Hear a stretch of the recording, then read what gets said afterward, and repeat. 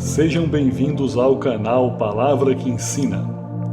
A festa de Shavuot, Pentecostes e a relação com o arrebatamento da Igreja. Estudo do canal Palavra que Ensina.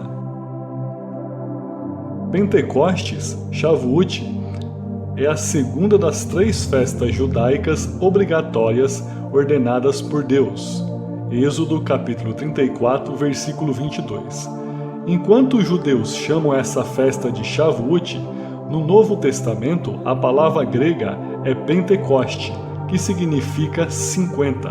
Do Pentecoste grego obtemos a transliteração inglesa de Pentecostes, que é reconhecida pela Igreja como a época em que o Espírito Santo foi dado e houve o nascimento da Igreja. A data, hora e oferta de Shavuot. A data é estabelecida contando 7 sábados, 7 semanas igual a 49 dias, e mais um dia da festa das primícias da colheita da cevada na Páscoa. Isso nos dá um total de 50 dias. Levítico, capítulo 23, do verso 15 a 16. Isso colocaria Shavuot no final da primavera ou início do verão, meados de maio a meados de junho, em nossos calendários, ou seja, é a época da colheita do trigo em Israel. Por causa da contagem de semanas, Shavuot também é conhecida como Festa das Semanas. A contagem vincula o significado da Páscoa, libertação de Deus do seu povo da escravidão egípcia, e a manifestação da lei por Deus no Monte Sinai 50 dias depois. A Páscoa e Shavuot oferecem uma oferta de primícias de grãos, cevada na Páscoa e trigo em Shavuot. Uma oferta de primícias significa devolver a Deus o que Ele deu e agradecer a Ele pela abundante colheita. Também há uma festa de outono, a Festa dos Tabernáculos, que é uma celebração na época da colheita dos frutos. Tipologia na colheita de trigo em Shavuot. Israel vivia da agricultura. Por isso, Jesus costumava usar temas agrícolas em seus ensinamentos. Os exemplos incluem a parábola do semeador, Mateus 13, Marcos 4, a parábola do joio e do trigo, Mateus 13, trabalhadores nos campos, Mateus 9, 37 e 38, Lucas 10, versículo 2, o ciclo de vida de uma semente, João 12, 24 e mais. Em João 4,35, Jesus disse que a colheita chegará quando os campos estiverem brancos para a colheita.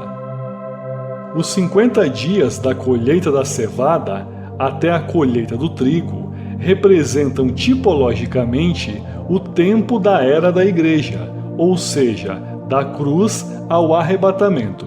E o trigo, que cresce nos campos, representa a Igreja em crescimento nos últimos 2 séculos, até o nosso tempo, ou seja, a nossa era atual. Durante esta festa, os israelitas foram instruídos a oferecer 2 pães fermentados ao Senhor. Levítico, capítulo 23, no verso 17. Por outro lado, durante a festa da primavera na Páscoa, eles foram instruídos a remover todo o fermento de suas casas. O fermento representa o pecado na Bíblia.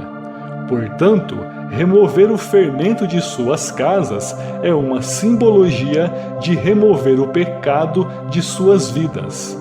Isso levanta a seguinte pergunta: por que 50 dias depois, em Pentecostes, Deus ordenaria aos israelitas que oferecessem 2 pães assados com fermento? Embora a Bíblia não nos dê a resposta, há um raciocínio bíblico sobre o porquê o fermento pode ser aceitável ao Senhor na oferta de primícias da colheita do trigo. Antes de explicar, vamos comparar a festa da Páscoa e a festa de Pentecostes. Festa da Páscoa, festa das primícias. É uma festa de 7 dias. O pão é feito sem fermento, que representa o pecado, simbologia do arrependimento do pecado. Tem o objetivo de remover todo o fermento da casa.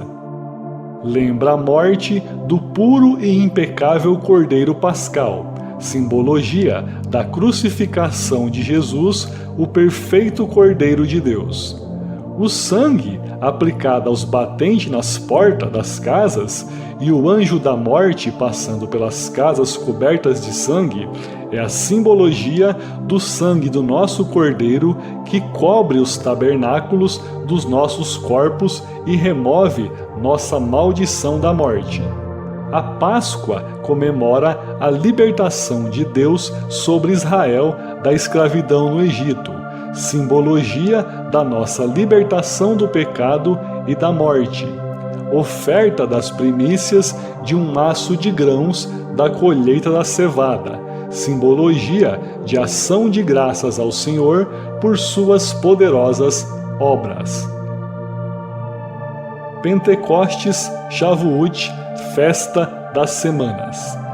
Festa de um dia em Israel e festa de 2 dias fora de Israel, definida de acordo com a contagem de semanas, 7 semanas da contagem do Homer, mais um dia de descanso. O 50º dia é a festa das primícias da Páscoa. Um Homer é a unidade de medida que refere-se a feixes de cevada colhidos.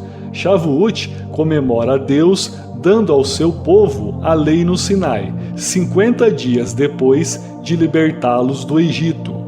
Oferta das primícias de 2 pães fermentados, feitos com farinha fina da colheita do trigo, o único fermento trazido ao templo e oferecido a Deus. Por que o fermento seria aceitável ao Senhor? A resposta é encontrada ao considerar a tipologia. O fermento representa o pecado, por exemplo, a falsa doutrina dos fariseus, Mateus capítulo 16, versículo 12. No entanto, na época de Shavuot, o fermento é colocado na farinha fina da colheita do trigo. O pão cresce, é assado e se torna um pão quente, aromático e fresco, que é oferecido a Deus. Vamos examinar a tipologia. A farinha fina de trigo representa a igreja, como mencionado acima. O fermento ainda representa o pecado. No entanto, quando um pedaço de massa, farinha fina misturada com fermento, é assado, ele cresce e o fermento dentro não é visto. Como cristãos, somos cobertos pelo pão do céu. João, capítulo 6, versículo 51. Jesus levou sobre si nossos pecados, removendo assim o fermento, e deu a sua vida para pagar por nossos pecados. Jesus morreu e ressuscitou para a glória, e Ele é o pão da vida, que cobre os nossos pecados. Por que o fermento seria aceitável ao Senhor? Deus também ordenou a Israel que asse e não ofereça mas 2 pães de fermento. Tipologicamente, considera-se que isso representa a igreja, composta por judeus e gentios, que parecem os mesmos aos olhos de Deus. Durante a era da igreja, nós que pertencemos a Jesus ainda pecamos, mas somos aceitáveis a Deus porque quando Ele olha para um pecador redimido, Ele não vê o fermento em nós, Ele vê o pão do céu perfeito, seu Filho, o Senhor Jesus Cristo. As ofertas de primícias dessa festa os 2 pães foram acenadas ao Senhor. Tipologicamente, isso poderia representar o arrebatamento dos crentes na colheita do trigo, ou seja, a igreja. Tipologia: o dia e hora ninguém sabe. Lembre-se, o Pentecostes é chamado Shavuot, ou semanas no hebraico. Sempre cai 7 semanas mais um dia após a oferta do Homer. Como se baseia na contagem das 7 semanas após a festa das primícias, a data de Pentecostes é fluida. Assim, quando o calendário judaico ainda era baseado em marcar visualmente a aparência da lua nova, o Pentecostes poderia cair no 5º, 6º ou 7º dia de Sivan. A determinação final da data dependeria se os meses de Nissan e Iyar estavam cheios ou não durante 30 dias. Até hoje, se alguém calcula a data de Pentecostes como realmente instruído na Bíblia, seu tempo exato é sempre um mistério. Simbologicamente, torna-se um modelo perfeito para o arrebatamento, já que sua data também está além do nosso conhecimento. Isso pode ser também uma alusão tremenda à expressão "o dia e hora ninguém sabe". Tipologia do casamento: Deus, Israel e Igreja. Na festa, eles também comemoram o simbolismo do casamento entre Deus, o noivo, e Israel, a noiva. Eles veem o Monte Sinai como um enorme Ketuba, ou dossel, de casamento. Veja a imagem ao lado. As 2 tábuas da lei que Moisés trouxe da montanha representam um contrato de casamento. Essa imagem é desenvolvida na Páscoa, que se torna o tempo do namoro de Deus com Israel. E o Pentecostes passa a representar o próprio casamento. Em seus aspectos tradicionais, o Pentecostes retrata o arrebatamento da noiva com mais clareza do que em qualquer outra festa. Vale ressaltar que o Ketuba da igreja é a Bíblia, e é ela que é o nosso contrato de casamento, ou seja, o contrato de casamento da igreja. Lei e graça, dispensações. Vamos rever o papel que o Pentecostes desempenhou no início de 2 dispensações, que são períodos bíblicos: lei e graça. Os rabinos dizem que a dispensação da lei começou no Pentecostes. Naquele dia, uma trombeta celestial foi ouvida no Monte Sinai. Os judeus lembram disso como uma época em que sua identidade nacional tomou uma nova direção. E quando a voz da trombeta soou longa e ficou cada vez mais alta, Moisés falou, e Deus lhe respondeu com uma voz. Êxodo, capítulo 19, versículo 19.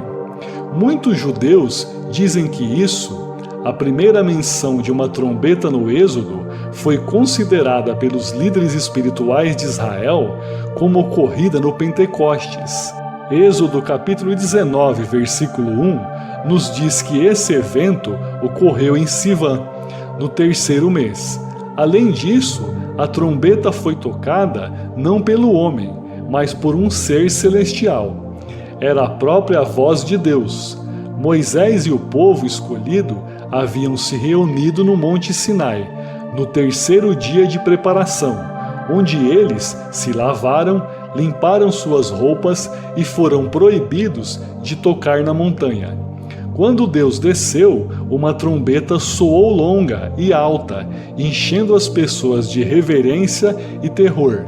Naquela ocasião, o fogo da glória de Deus desceu, e Deus deu os 10 mandamentos. Aqui encontramos a única trombeta celestial registrada no Antigo Testamento.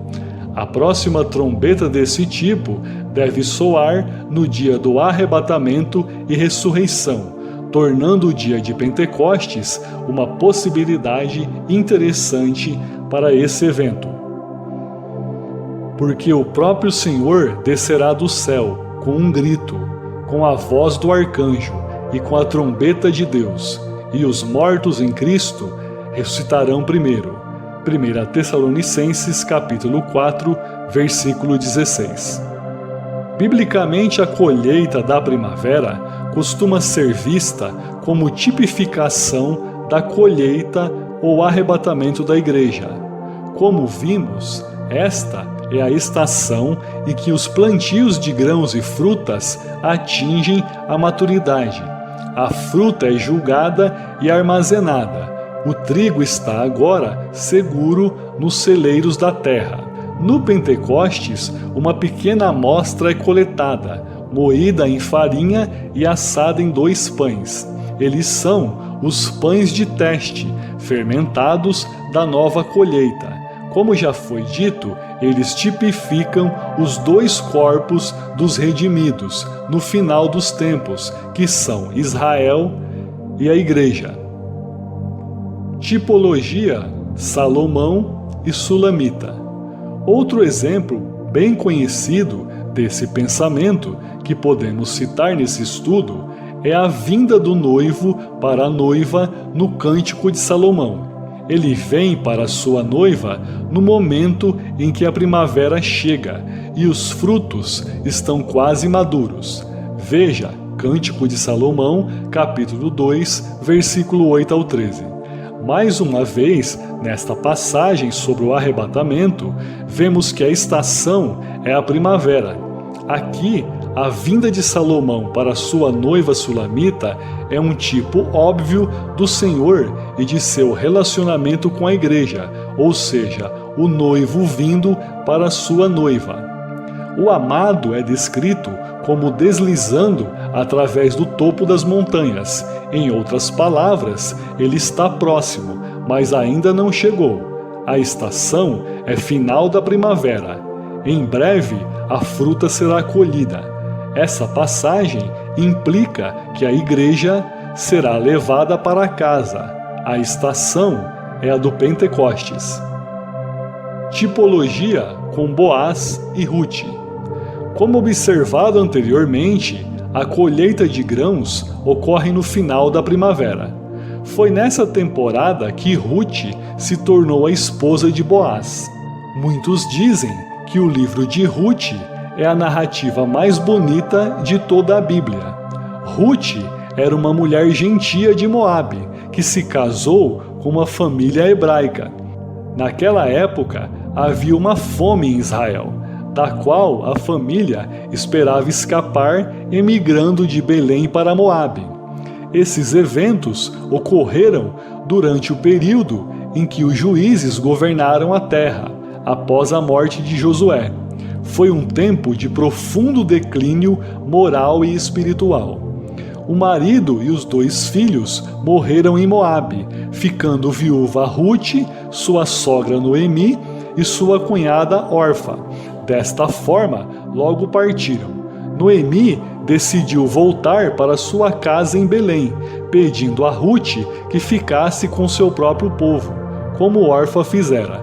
Mas Rute fielmente decidiu ir com ela e permanecer ao seu lado até a morte os separar. Eles chegaram a Belém na época da colheita, como era o direito dos pobres. Rute procurou nos campos sua comida.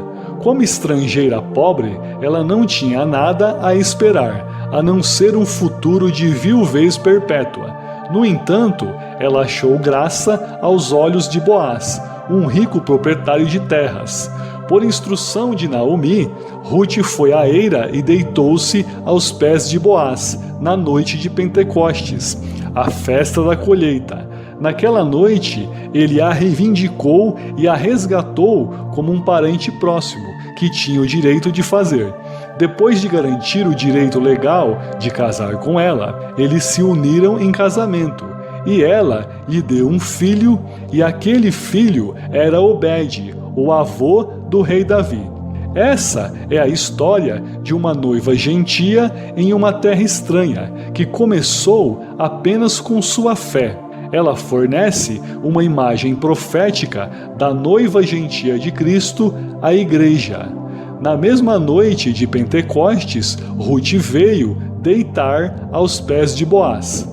A aceitação de Boaz por Ruth desencadeou uma série de medidas legais que ele empreendeu prontamente para poder se casar com ela. Ruth permaneceu completamente fiel a Naomi.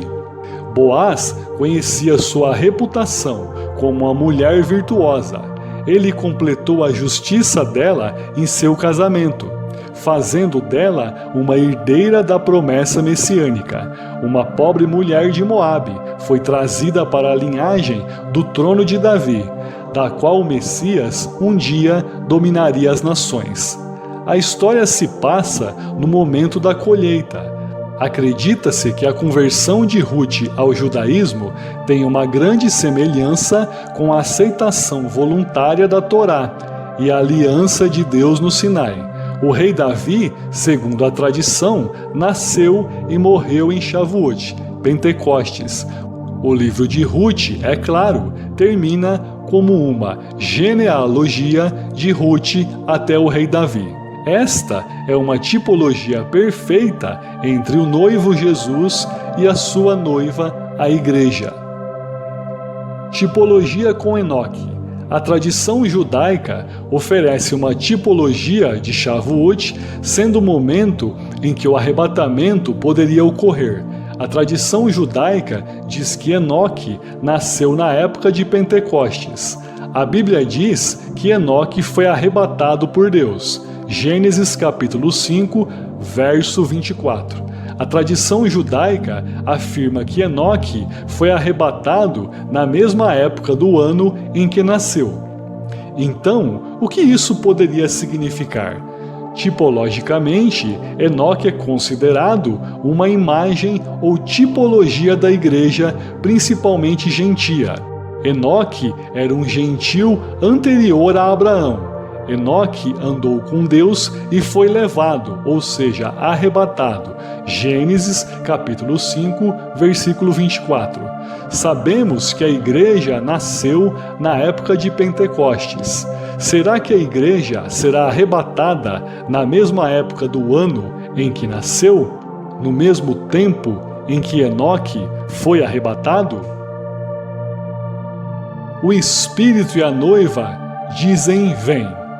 Todos os cristãos concordam que Jesus está voltando e que Ele fará todas as coisas novas. Que a nossa oração seja uma só: venha depressa, Senhor Jesus. E até que Ele volte, sejamos trabalhadores nos campos de trigo, para que sua colheita seja abundante. Continue olhando para cima, porque o tempo está próximo. Compartilhe este estudo e ajude a abençoar outras pessoas. Inscreva-se no canal e ative as notificações. Maranata. Deus abençoe a todos. Fiquem na paz.